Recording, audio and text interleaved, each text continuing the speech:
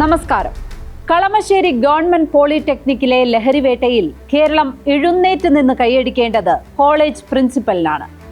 ക്യാമ്പസിൽ ലഹരി എത്തുന്നു എന്ന സൂചന ലഭിച്ചപ്പോൾ ഏറ്റവും നിയമപരമായ വഴിയിലാണ് പ്രിൻസിപ്പൽ നീങ്ങിയത്. ലഹരി വരുന്നതിന് തടയിടേണ്ടത് പ്രിൻസിപ്പൽ അല്ലേ എന്ന ധാർമ്മിക രോഷം കൊണ്ടുള്ള ചോദ്യങ്ങളിൽ കാര്യമില്ല. കോളേജ് പ്രിൻസിപ്പലിന് കഴിവില്ലാത്തതുകൊണ്ടല്ലേ എന്ന വിമർശനമൊക്കെ വെറും മുട്ടാപ്പോക്കാണ്. ഓരോരോ വീടുകളിൽ നിന്ന് ഇറങ്ങി വരുന്നവർ എന്തു ചെയ്യുന്നു എന്ന് നോക്കേണ്ടതിന്റെ ഉത്തരവാദിത്തം ആത്യന്തികമായി രക്ഷിതാക്കൾക്കാണ്. 18 കഴിഞ്ഞ ലഹരിക്കടിമയായവരെ നിയന്ത്രിക്കാൻ കോളേജ് പ്രിൻസിപ്പൽ വിചാരിച്ചാലൊന്നും കഴിയില്ല.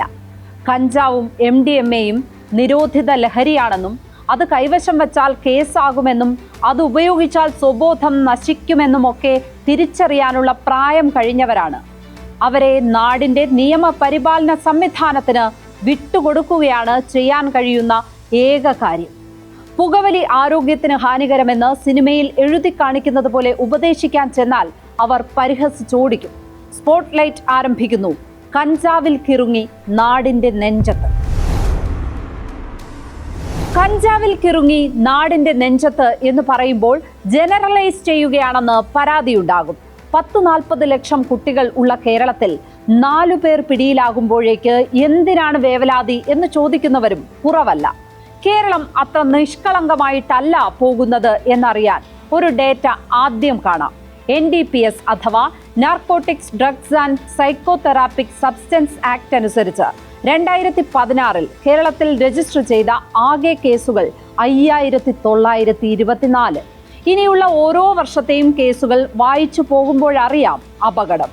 2017 9244, 2018 കേസുകൾ 8724, 2019 9245, 2020 4968.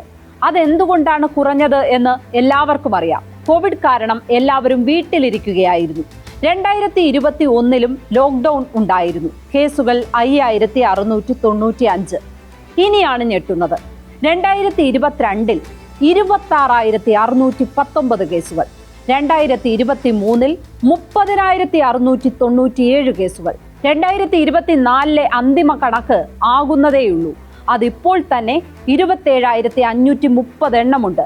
2016 നിന്ന് 2023 എത്തിയപ്പോഴേക്കും 5 മടങ്ങാണ് വർധന. 5924 നിന്ന് 30,000 ചാട്ടം.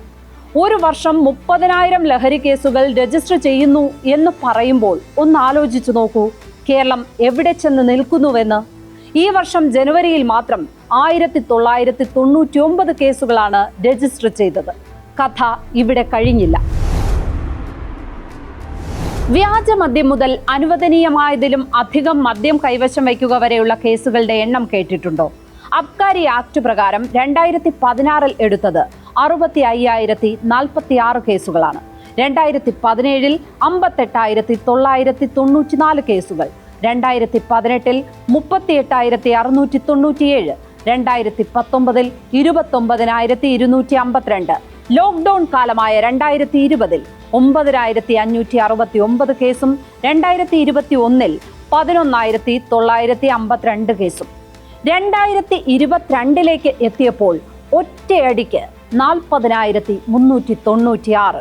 2023 73,449 കേസ്. 2024 81,754. കഴിഞ്ഞ ഒരു വർഷമെടുത്ത അബ്കാരി കേസുകളുടെ എണ്ണമാണ് പറഞ്ഞത്. 81,754 എന്ന്. കേരളം എവിടെ പോയി നിൽക്കുകയാണെന്ന് ഒന്ന് ആലോചിച്ചു നോക്കൂ.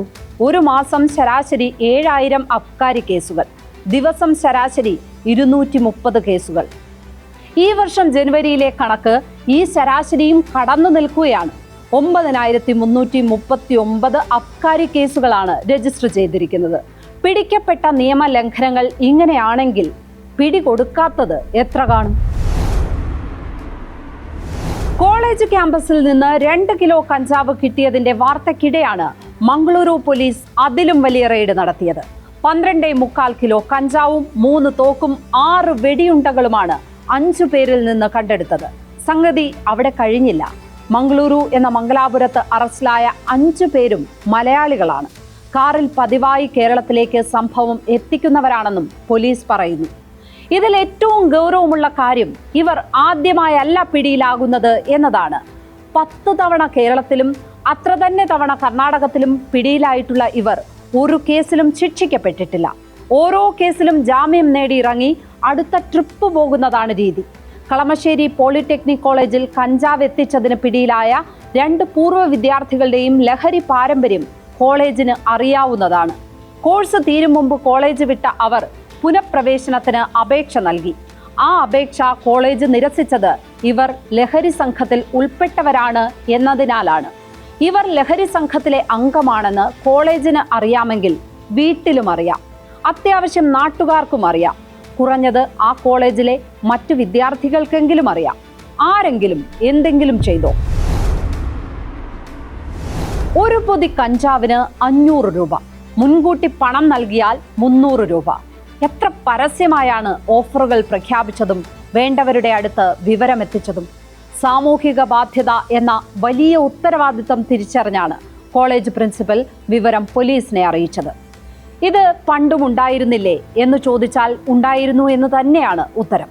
പക്ഷേ ഇത്ര വ്യാപകമായിരുന്നില്ല. ഇപ്പോൾ ചില ക്യാമ്പസുകളിൽ എങ്കിലും ഉപയോഗിക്കുന്നവരെയും അല്ലാത്തവരെയും തിരിച്ചറിയാൻ പോലും കഴിയാത്ത വിധം ലഹരി വ്യാപകമായി കഴിഞ്ഞു. പ്രായപൂർത്തിയായവർ ചെയ്യുന്ന കൊള്ളരുതായ്മകൾക്ക് ശിക്ഷ നൽകേണ്ടത് നിയമ സംവിധാനമാണ്.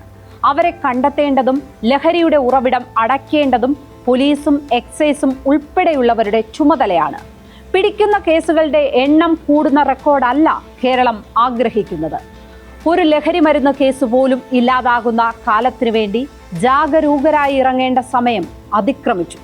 കേസിൽ അകപ്പെട്ട വിദ്യാർത്ഥി സംഘടനാ നേതാക്കളുടെ എണ്ണം പറഞ്ഞ് നേതാക്കൾ ഷണ്ഡ കൂടുന്ന സമയത്ത് ടീമുകൾ ഓരോ മണിക്കൂറിലും 1000 പൊതിയെങ്കിലും കെട്ടി വിൽക്കുന്നുണ്ടാകും.